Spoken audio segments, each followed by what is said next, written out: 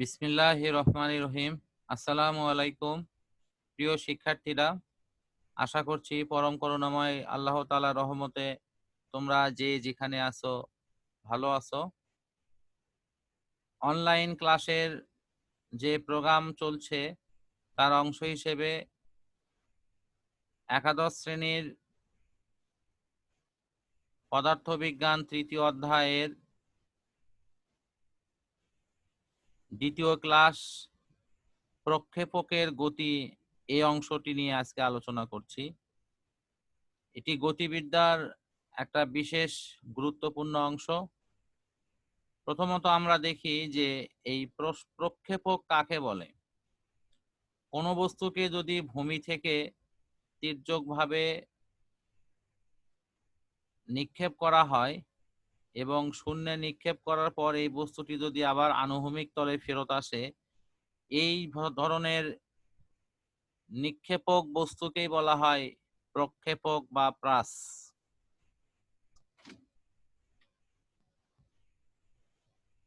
এই প্রক্ষেপকের কিছু গুরুত্বপূর্ণ বৈশিষ্ট্য নিয়ে আলোচনা করছি। এটি একটা নির্দিষ্ট তলে সীমাবদ্ধ থাকবে, এর গতিটা হবে দ্বিমাত্রিক, এর গতি হবে বক্রগতি সম্পন্ন এবং সমত্বরণ বিশিষ্ট, এর গতিপথটি হবে প্যারাবোলিক অর্থাৎ পরাবৃত্তাকার। এই প্রক্ষেপকের ক্ষেত্রে যে গুরুত্বপূর্ণ কতগুলো রাশি থাকে, একটি হলো প্রক্ষেপণ বিন্দু, প্রক্ষেপণ বেগ, প্রক্ষেপণ কোণ। আমি বোর্ড শেয়ারের মধ্য দিয়ে এগুলো একটু দেখানোর চেষ্টা করছি।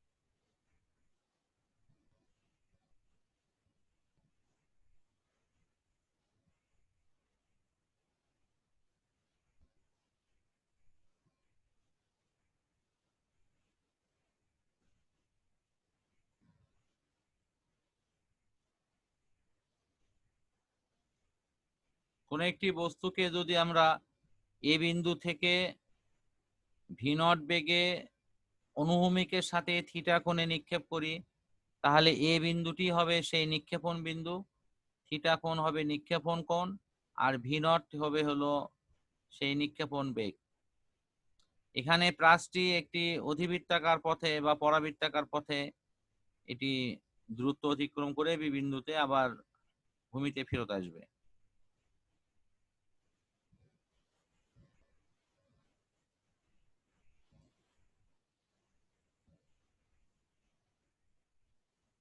এরপর দেখবো হলো পতন বিন্দু।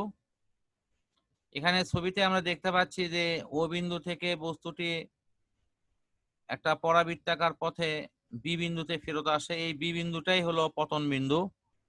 প্রক্ষেপকের সীমা, এই প্রক্ষেপকটি যে সীমার মধ্যে বিচরণ করেছে সেটি হলো ও থেকে বি বিন্দু পর্যন্ত।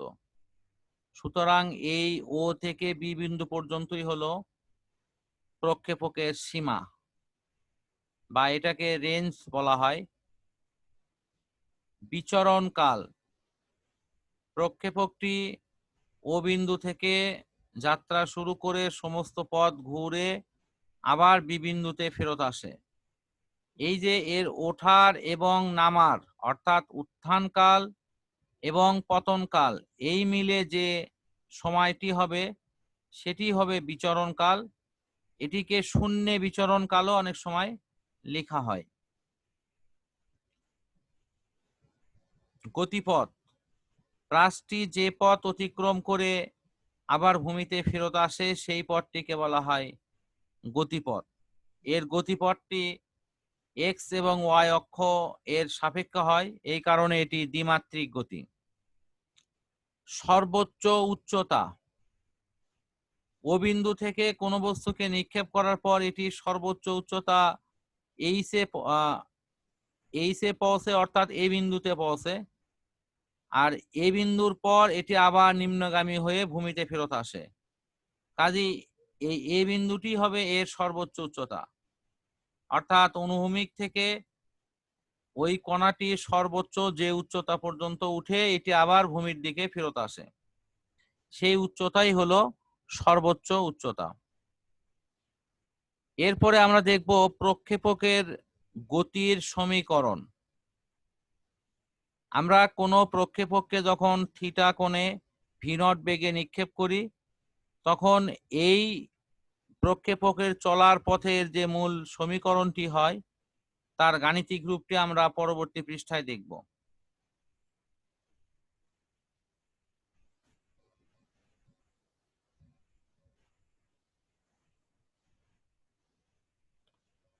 এটি হলো y is equal to v naught sin theta naught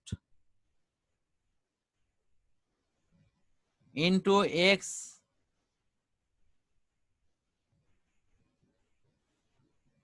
minus gx square by 2 v square cos square theta naught।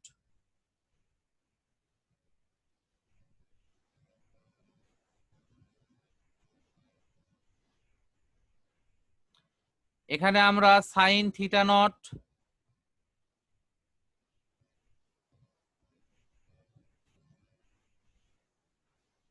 এটাকে আমরা ভাগফলের মাধ্যমে মূল equation y is equal to tan theta naught x into g x square to v naught square cos square theta naught এই আকারেও আমরা প্রকাশ করতে পারি।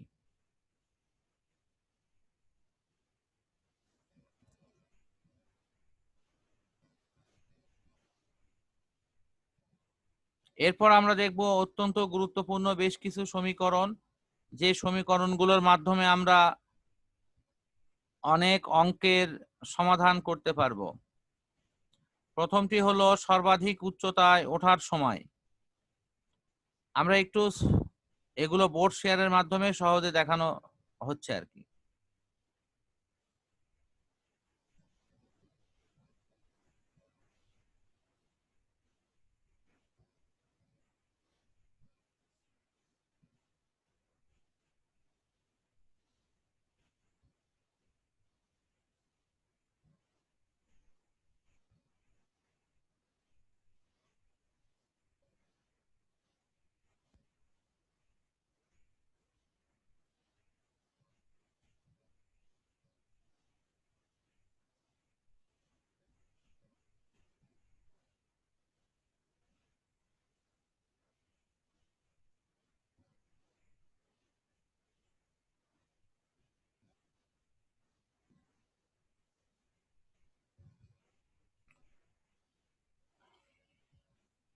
এখানে কোনো বস্তুকে যদি থিটা কোণে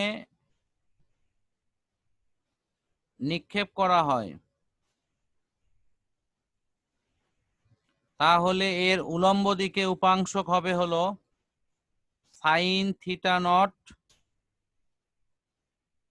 এটাকে ভি নট বেগে নিক্ষেপ করা হলে তাহলে v not sine theta nought, আর আনুভূমিক দিকে এর বেগ হবে হলো v nought cos theta not.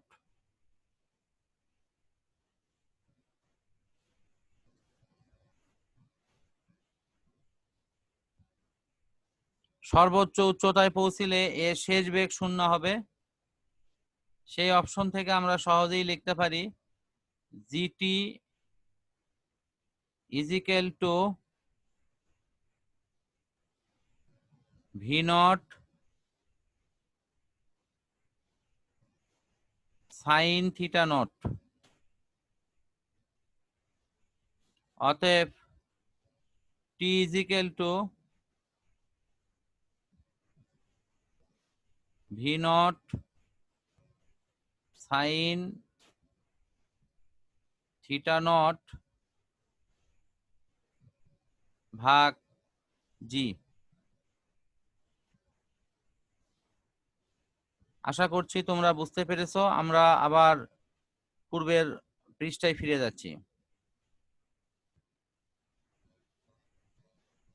এখানে উত্থান কালটি যেভাবে বের হলো, আমরা জানি যে উত্থান কাল এবং পতন কাল এই দুটি সমান, সুতরাং পতন কালের সমীকরণটিও সেম এই সমীকরণটাই হবে। এরপর আমরা দেখব সর্বাধিক উচ্চতা।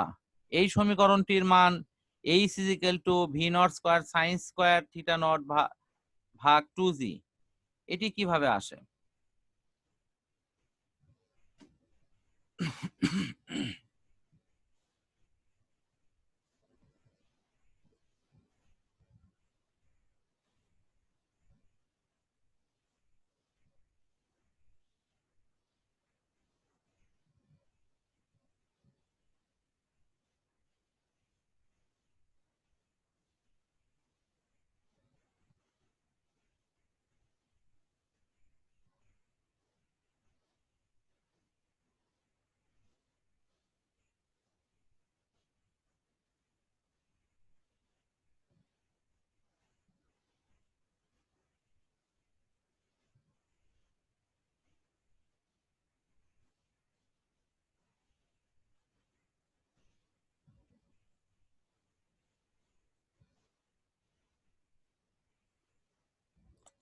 আমরা গতির সমীকরণ থেকে সহজেই লিখতে পারি v² = v0 sin² θ0 - 2gh।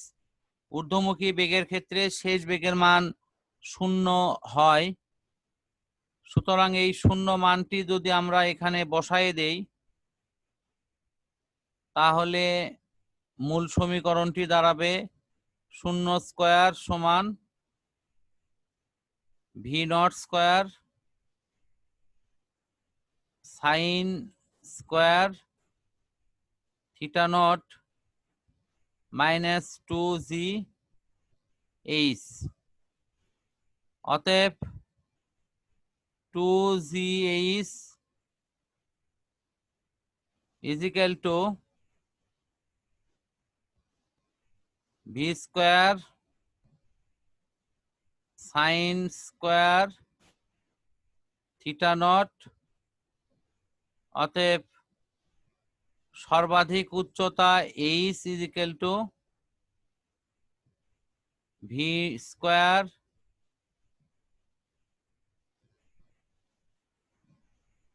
sin² θ0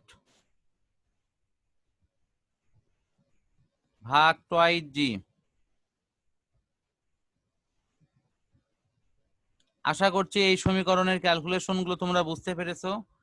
এই সমীকরণের মাধ্যমে আমরা অনেক রকম অঙ্ক সলভ করতে পারি এবং গ নম্বরে সৃজনশীলে এই নিয়মের প্রচুর অঙ্ক পরীক্ষায় আসে।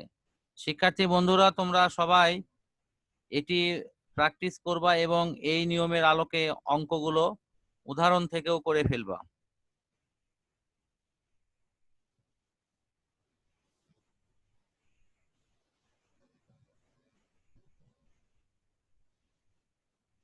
এরপরে আছে পতন কাল। উত্থান কাল এবং পতন কাল সাধারণত একই হয়, অর্থাৎ t = v0 sin θ0 / g। এখন শূন্যে বিচরণ কাল বা উড্ডয়ন কাল, এটি আসলে কেমন হবে?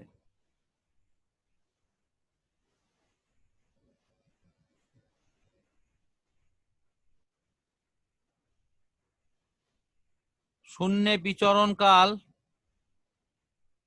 অথবা উড্ডয়ন কাল t = উত্থান কাল প্লাস পতন কাল, এই দুটার যোগফল হবে, যেখানে t1 =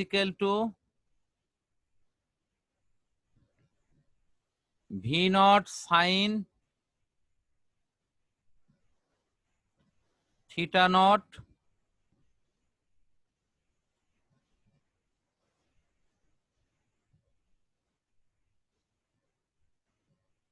/ g। এখান থেকে আমরা সহজেই ক্যালকুলেশন করে, যেহেতু t1 = t2, সুতরাং আমরা এই মান বসায় দিলে পাবো হলো 2v0 সাইন থিটা নট ভাগ জি।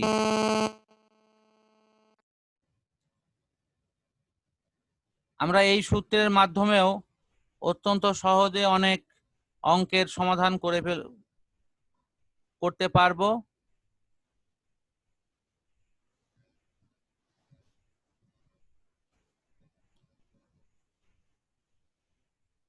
শূন্যে বিচরণকাল এর অর্থ হচ্ছে বস্তুটি উপরের দিকে ওঠার সময় কতটুকু নিল, আবার এটা যখন নিচের দিকে নেমে আবার ভূমিতে আসবে তখন কতটুকু সময় লাগছে, এই দুইয়ের যোগফল।